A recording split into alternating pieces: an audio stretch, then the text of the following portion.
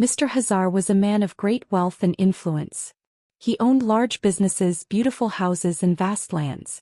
He worked hard for everything he had and his investments flourished, making him one of the richest men in the city. But he was not just rich, he was also strong, handsome and full of life. Many people admired him and many women wished to be his wife. Among all the women he chose Nora. Nora was breathtakingly beautiful with long black hair and eyes that sparkled like the stars. She was elegant and charming and she knew how to take care of her husband. She made sure their home was always in order, and she supported Mr. Hazar in everything he did. For years their life was perfect. They lived in a grand mansion surrounded by servants who attended to their every need. They traveled to beautiful places, wore the finest clothes and never lacked anything. Mr. Hazar was proud of his wife and Nora was proud of her husband. Soon they were blessed with children, 2 beautiful daughters, Lena and Mira. Mr. Hazar loved his daughters dearly. He bought them the finest toys, took them on trips and made sure they never lacked anything. They grew up in luxury with everything a child could wish for. But even in their happiness, a dark shadow began to grow in Nora's heart. She loved her husband deeply, too deeply. She didn't want any woman to come close to him. She was jealous and possessive, always watching him, always making sure no other woman caught his attention. She knew how rich and powerful he was and she feared that one day, another woman might try to take her place. At first it was just a small fear, a little voice in her head whispering doubts. But as the years passed, the voice grew louder. She became suspicious of every female servant in the house, watching them closely, making sure none of them got too friendly with her husband. She knew her husband loved her, but she could not shake off the fear that one day he might want another woman. As the years went by, another problem arose. Mr. Hazar had no son. In their culture, having a son was important. A son would carry the family name, inherit the father's wealth and continue his legacy. Although Mr. Hazar loved his daughters, deep inside he longed for a son. He never spoke about it often, but Nora could see it in his eyes when he watched other men playing with their sons. She knew that no matter how much he loved their daughters, a part of him wished for a male child. At first she ignored it, hoping that over time he would forget. But one evening as they sat together after dinner, Mr. Hazar finally spoke the words she feared the most. "Nora," he said gently, "I want a son." Nora's heart pounded in her chest. She forced a smile. "We have 2 beautiful daughters, my love." "I know," he said, "and I love them with all my heart. But I need a son to carry my name. Our daughters will one day marry and move to their husbands' houses. But a son will always be mine." Nora felt a cold fear creeping into her bones. She knew what he was about to say. "I have decided to take another wife," Mr. Hazar continued. "She will give me a son." Nora froze. It felt like the world around her had collapsed. Another wife. Bo. She wanted to scream, to beg him to change his mind. But she knew her husband well. Once he made a decision, nothing could change it. "You're my wife, Nora. My first and most beloved," he said, touching her hand. "That will never change. But this is something I must do." Nora clenched her fists under the table. She wanted to fight, to argue, to make him abandon this idea. But she knew it was useless. She forced a small nod and whispered, "If that is what you want, my husband." But inside, her heart burned with fury. 6 months later, Mr. Hazar married Amara. She was young, beautiful and graceful. She was kind and respectful, always speaking softly and treating everyone with gentleness. She was the kind of woman people admired. But to Nora she was nothing but a threat. When Mr. Hazar brought Amara home, he introduced her to Nora. "This is Amara, my second wife," he said. "I hope you will both get along." Nora forced a smile. "Welcome," she said through clenched teeth. But inside she was boiling with anger. She hated this woman already. She hated her beauty, her kindness, her presence in this house. As the days passed, Nora watched Amara carefully. She observed every move she made, every word she spoke. She was waiting for a mistake, a weakness, anything she could use against her. But there was something Nora feared the most. What if Amara gave birth to a son? She could already see the future. Mr. Hazar holding a baby boy in his arms, smiling with pride, treating Amara like a queen. She imagined him spending more time with her, forgetting about Nora and her daughters. But he would not let that happen. One evening as she sat alone in her room, a wicked idea entered her mind. She needed to stop Amara from having a child. If Amara never gave birth, then Mr. Hazar would have no reason to love her. He would grow tired of her and eventually forget about her. But how? Nora didn't know, but she knew someone who could help. A few days later, Nora visited her friend Zara. Zara was not just an ordinary woman, she knew about charms, spells, and dark magic. When Nora told her about Amara, Zara's eyes gleamed with understanding. "I know someone who can help," she whispered. "Who?" Nora asked, her heart pounding. Zara leaned closer. "An herbalist. He can make sure Amara never carries a child." Nora's breath caught in her throat. This was dark and dangerous. But her fear of losing her husband was greater than her fear of doing something wrong. "Take me to him," she said. As she followed Zara into the night, Nora knew she was crossing a line she could never uncross. But she didn't care. She would do whatever it took to protect what was hers. The sun was setting as Nora returned home from the herbalist's hut. Her heart pounded, her hands trembled, but she told herself it was the right thing to do. As she entered the mansion, she saw Mr. Hazar sitting in the grand living room, laughing softly with Amara. Her blood boiled. It had been only a few months and already her husband was enjoying his new wife's company too much. She clenched her fists and looked away. Not for long, she told herself. The herbalist had promised her that once she performed the ritual with the herbs he gave her, Amara would never be able to conceive a child. All Nora had to do now was wait. As the weeks passed, Nora became colder toward Amara. She never spoke to her unless necessary, and when she did, her words were sharp like knives. She made sure her daughters, Lena and Mira, treated Amara with the same cruelty. "Why are you here?" Mira asked one evening as Amara sat quietly in the garden. "My father already has a wife." Lena folded her arms. "You should leave," she said. "You are not welcome here." Amara's eyes filled with tears, but she didn't respond. She knew they hated her. She knew Nora saw her as an enemy. She wanted to cry, but she held it in. She had been taught to be patient, to endure, to wait for better days. But the worst part was Mr. Hazar didn't see any of this. To him everything seemed fine. He still loved Nora and he also treated Amara with kindness. He didn't know that when he wasn't around, his first wife and daughters were making life a nightmare for Amara. Months passed. Amara was still not pregnant. Every morning she woke up hoping for a sign. A sickness, a strange craving, a feeling that life was growing inside her. But nothing came. At first she told herself it was normal.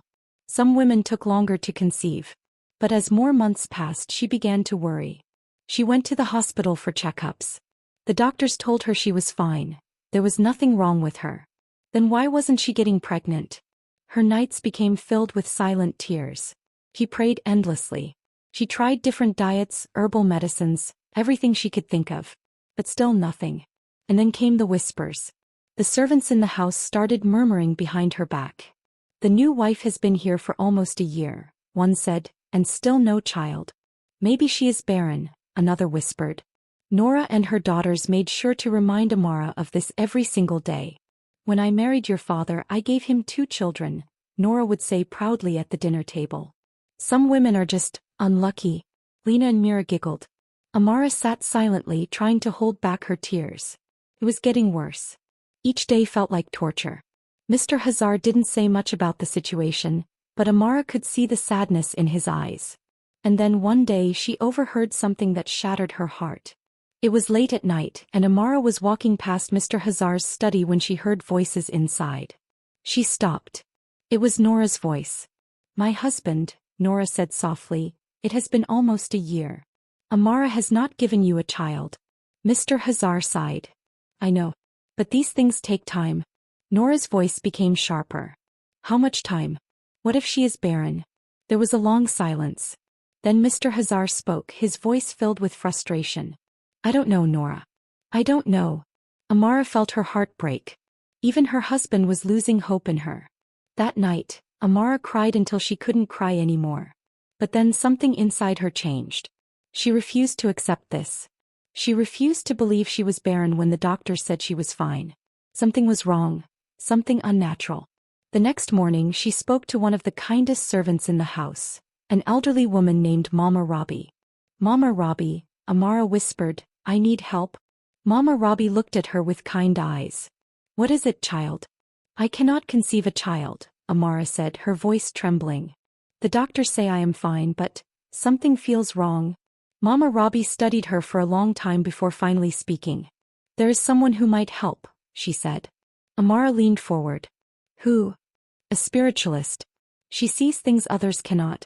For the first time in months, Amara felt hope. 2 days later, Amara went to see the spiritualist. She was an old woman dressed in a white robe, sitting in a quiet, candlelit room. The moment Amara sat down, the woman looked deep into her eyes and spoke. You have been cursed. Amara's breath caught in her throat. Cursed? The woman nodded. Someone does not want you to have a child. Amara's hands trembled. Who? The woman closed her eyes for a long moment, then whispered one word. Nora. Amara gasped. He couldn't believe it. Nora? Her husband's first wife? But as she thought about it, it all made sense. The cruel words, the constant mockery, the way Nora and her daughters treated her like an outsider. It was her all along. Amara's body trembled with rage and sorrow. How do I break the curse? She asked, her voice desperate. The spiritualist handed her a small vial. Drink this every night for a month. Pray. Fast. Call upon the spirits of light to set you free. Amara grabbed the vial, her heart pounding. She would do as she was told. She would fight back. She would not let Nora win. She left the spiritualist's house with new strength in her heart. For the first time in a long time she felt powerful. She would break the curse. And when she did, Nora would regret everything she had done. Amara returned to the mansion with fire in her heart. She knew the truth now. Nora had cursed her. All those months of suffering, the silent tears, the shame, it was all because of one woman's jealousy. But Amara was done being a victim. She clutched the vial of antidote the spiritualist had given her. Every night she followed the instructions. She drank the potion, prayed, and fasted. Days passed. Then weeks. Nothing seemed to change at first. But deep inside, Amara felt something breaking. The invisible chains that held her back were snapping one by one. She could feel power returning to her. Meanwhile, Nora was beginning to sense something was wrong. Amara was supposed to be weak. She was supposed to be miserable. But suddenly she was different. She walked with confidence. She smiled more. There was a light in her eyes that hadn't been there before. One evening, Nora saw Amara in the garden, humming softly as she picked flowers. Humming. Nora's heart pounded. Something wasn't right. That night, she hurried back to the herbalist. I don't understand, she hissed. She still looks happy. Why hasn't the charm worked completely? The herbalist frowned. He threw some bones onto the floor and studied them carefully. Then his eyes widened in shock. She is breaking free. Nora felt her blood turn cold. What? She must have found help, the herbalist said. His voice was urgent now. If she fully breaks the curse, everything will reverse. And there will be consequences. Nora swallowed hard. What kind of consequences? The herbalist's face turned dark. A curse cannot be undone without balance. If she escapes it, then the harm you wished upon her will return to you. Nora's heart skipped a beat. No, this couldn't be happening. She had to stop Amara. That night, Nora stormed into Amara's room. She found the younger woman sitting by the window staring at the moon. Nora's voice was sharp as a knife. I know what you're doing. Amara didn't even flinch. She turned to face Nora, her eyes calm. And I know what you did. For the first time, Nora felt fear. Amara stood up slowly. She was no longer the weak woman who cried in the shadows. She walked toward Nora, stopping only inches away. You tried to destroy me. But you failed. Nora's fists clenched. You think you've won, she spat. Amara tilted her head. I don't need to win. The truth always wins by itself. Nora opened her mouth to speak, but before she could, a loud scream echoed from the hallway. Both women froze. The scream was followed by another. And another. It was coming from Lena and Myra's rooms. Nora's face turned pale. Without another word, she turned and ran. Nora burst into her daughter's rooms and gasped in horror. Both Lena and Mira were lying in their beds, trembling violently. Their eyes were wide with fear, their bodies soaked in sweat. Mama, Mira whispered. Help me. Nora rushed to her, touching her forehead. It was burning hot. Lena let out a loud, piercing shriek, her body convulsing. No, Nora whispered. No, no, no. She turned to Amara, who had followed her to the room. Amara's face was filled with sorrow but not surprise. You didn't just curse me, Amara said softly. You cursed your own blood. Tears filled Nora's eyes. She had been warned. She had been told there would be consequences. But she never imagined it would be her own daughters who suffered. Desperate, Nora carried her daughters to the herbalist's hut in the dead of night. The old man took one look at them and shook his head. It is done. Nora's voice broke. Please. Tell me how to save them. The herbalist sighed. The curse has reversed. There is only one way to stop it.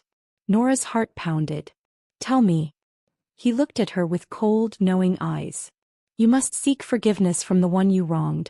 Nora's stomach twisted. Amara. The woman she had spent months tormenting. The woman she had tried to destroy. Would she even forgive her? Nora returned to the mansion with her daughters in her arms. She walked straight to Amara's room and fell to her knees. She sobbed. She begged.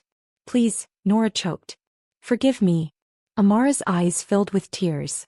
She had suffered so much because of this woman. She had every right to refuse. But instead she knelt down beside Nora and took her hands. I forgive you, she whispered. Nora sobbed harder. At that moment a strange wind blew through the room. It was light, warm, almost comforting. Then suddenly, Lena and Mira gasped. Their bodies stopped shaking. Their breathing slowed. When Nora looked into their eyes, she saw clarity. The curse had lifted. Days passed. Lena and Mira slowly regained their strength. The nightmares faded. And soon after, Amara fell sick. But this time she was not afraid. Because she knew exactly what it meant. She was pregnant. Nora sat beside her that night, watching her with new eyes. She was no longer just her husband's second wife. She was the woman who had saved her daughters. And for the first time, Nora whispered the words she never thought she would say. Thank you. Amara smiled softly. We are family now. And Nora knew deep inside that she was right. The mansion felt different. The air was no longer thick with hate, and the tension that once ruled the house had begun to fade. Nora, though still proud, had changed. She was quieter now, softer. She no longer mocked Amara or treated her as a rival. She spent most of her time caring for Lena and Mira, ensuring they fully recovered. She had learned her lesson the hard way. Her jealousy nearly destroyed her daughters, and she would never make that mistake again. Meanwhile, Amara's pregnancy brought joy and excitement to the house. Mr. Hazar was overjoyed when he learned the news. You have made me the happiest man alive, he said, holding Amara close. Even Nora, despite her initial fears, forced herself to accept it. But deep inside, a shadow remained. Because Nora had one last visit to make. One evening, Nora wrapped herself in a cloak and left the mansion in secret. She walked the long, lonely road to the herbalist's hut. The old man was waiting for her. His piercing eyes glowed in the dim candlelight as she entered. Nora clenched her fists. He was furious. You didn't tell me my daughters would suffer, she snapped. The herbalist tilted his head. And yet, I warned you there would be consequences. Nora swallowed hard. She couldn't deny that. But she wasn't here to argue. She had come for something else. Something dark. I want something new, she said. The herbalist raised an eyebrow. After everything, you still wish for more? Nora's heart burned with resentment. Yes, she had apologized to Amara. Yes, she had tried to change. But deep inside, a part of her still hated that Amara had won. And worse, she was about to give birth to a son. The one thing Nora could never do. No matter how much she tried to push it away, the feeling grew like poison in her heart. She had to do something. Nora took a deep breath. Give me something to take her child away. The herbalist's face darkened. You have not learned, he said quietly. Nora glared at him. Do you want the money or not? The herbalist sighed. He turned to his shelves and pulled out a small black bottle. This, he said, placing it in her hands, will end the pregnancy. Nora's fingers curled around it. It was so simple. A few drops in Amara's tea and everything would be back to normal. No male child. No threat to Lena and Myra's inheritance. No more Amara. That night, Nora sat in her room, staring at the tiny black bottle. Her hands trembled. Her heart raced. She could do it. She could end it all with just one sip. But as she imagined Amara drinking the poisoned tea, she also saw something else. Her daughters convulsing in pain. She saw Lena and Myra's lifeless faces in her arms. She heard the herbalist's voice in her head. A curse cannot be undone without balance. Nora dropped the bottle with a gasp. Oh, he couldn't do it. She had already learned what happened when you played with dark forces. She had already paid the price once. She wouldn't risk it again. With shaking hands, she picked up the bottle, walked outside, and poured its contents into the soil. For the first time in months, she felt light. She was finally free.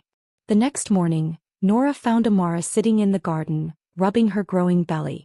For the first time, Nora saw her as more than just a rival. She saw a woman who had suffered. A woman who had fought to be where she was. And a woman who had forgiven her when she had every reason not to. Slowly, Nora sat beside her. Amara glanced at her in surprise. "Are you okay?" Nora hesitated, then nodded. For the first time she felt at peace. She reached out and placed a hand on Amara's belly. "I hope he is strong," Nora said softly. "Stronger than both of us." Amara smiled, a tear slipping down her cheek. "He will be."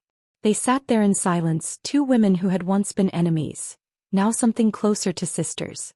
And for the first time in a long time, Nora knew she had finally made the right choice. Months passed. The mansion, once filled with jealousy and sorrow, now felt different. The air was lighter, the laughter of children echoed in the halls, and a sense of peace finally settled among them. Amara's pregnancy had been smooth. With each passing day her belly grew, and so did the excitement in the house. Nora, once her greatest enemy, had now become her greatest supporter. She no longer looked at Amara with hatred or suspicion. Instead, she cared for her like a sister, bringing her warm tea, ensuring she rested, and even talking to the baby in her womb. Even Lena and Mira, though still adjusting, had stopped their cruelty. They no longer mocked Amara but instead grew curious about their future sibling. For the first time in years, Mr. Hazar felt true happiness. His family was whole. And soon it would grow even bigger. It was a stormy night when Amara went into labor. The mansion was filled with tension as midwives rushed to her side, preparing for the birth. Nora paced outside the room, her heart pounding. She had never been this anxious before, not even when she had given birth to her own daughters. Mr. Hazar stood beside her, his fists clenched in worry. Hours passed. The storm raged on outside. Then a loud cry. Then another. Nora froze. Mr. Hazar's eyes widened. And then the door burst open and a midwife stepped out, her face beaming with joy. "She has given birth to twins. 2 boys." A stunned silence filled the hall. Then laughter, deep, joyous, uncontrollable laughter. Mr. Hazar rushed inside, tears in his eyes. He fell to his knees beside Amara, who was exhausted but smiling, cradling 2 tiny, beautiful baby boys. Nora stood at the doorway watching. A strange emotion filled her chest, something she never expected. Not jealousy, not anger, but happiness. She stepped forward and reached out, brushing a gentle hand over one of the baby's soft cheeks. "They're beautiful," she whispered.